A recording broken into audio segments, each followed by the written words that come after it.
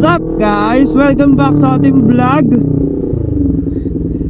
Sobrang tagal din bago tayo nakapag-upload at nakapag-vlog ulit. Pasensya na. Masyado lang naging busy nung nakaraang buwan. Last year, kung tutusin, sobrang hectic kasi na schedule natin last month. Alam nyo naman, ang daming ginagawa sa buhay. Wala tayong time para magmotor, mag-vlog, mag-edit or whatsoever. Pero ngayon binigyan tayo ng pagkakataon para mag-vlog ulit, magmotor. So samahan nyo ako. Gagala tayo ngayon. Kukuha tayo ng ating stabilizer. So punta tayo ng Alabang ngayon. Alabang. So sa Alabang bibili tayo ngayon ng stabilizer. Makakatulong sa atin para sa pag-montage ng ating mga motor. And yung bibiling ko nga pala is yung pang newbie lang, yung hindi masyadong technical gamitin. As in pang newbie lang, since first time ko lang bibili ng ganon, stabilizer, gimbal.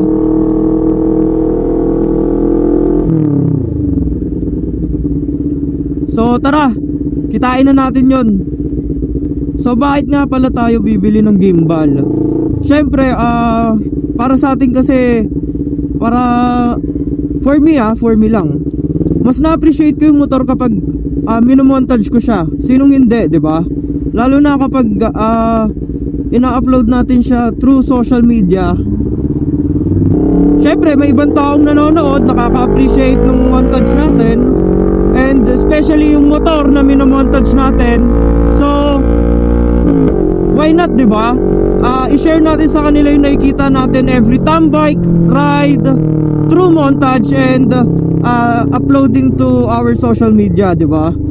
Kaya bibili tayo ng gimbal para mas smooth yung ating mga montage sa buhay. Yun na, nakakamiss din magmotor, no?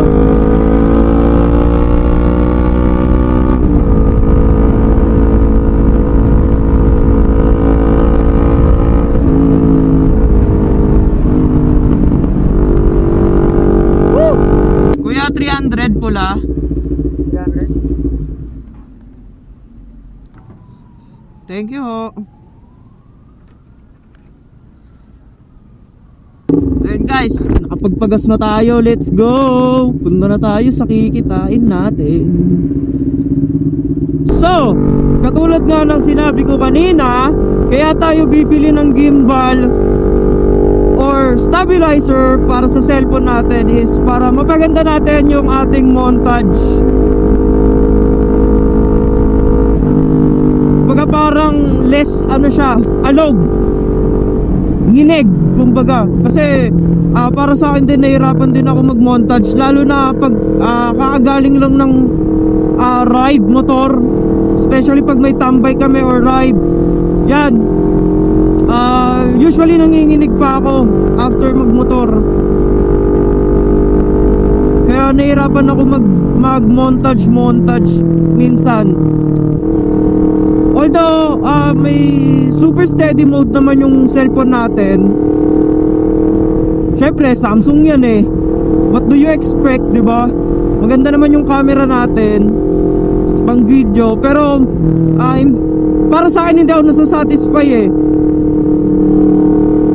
Mas okay pa rin sa akin talaga may stabilizer, since may unang-una para may hawakan din ako, tapos at the same time may katulong ako mag-less ng nginig sa aking kamay, 'di ba? Para mas maganda yung montage natin. Tsaka mukhang mukhang na-enjoy naman ng mga viewers natin sa social media, especially sa TikTok, yung mga minomontage nating motor. Syempre doon nila nakikita yung mga motor nila, kung napapanood man nila yon, 'di ba? Na uy, may nagmo-montage pala ng motor natin, 'di ba? May nakaka-appreciate pala ng motor natin, binibidyohan kumbaga. especially sa tambike. Yan, daming mabibigat na motor dyan. Yung mga rare bikes, madalang lang natin makita sa kalsada. Yan, binibidyohan talaga natin yan, minamontage talaga natin.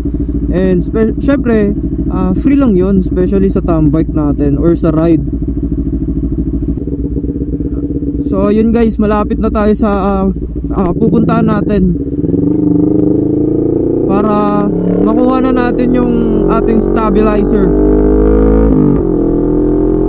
So ayun guys, smooth transaction. Nakuha na natin yung gimbal natin.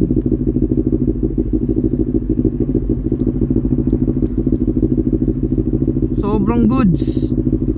Montage malala tayo na ito sa mga susunod na araw.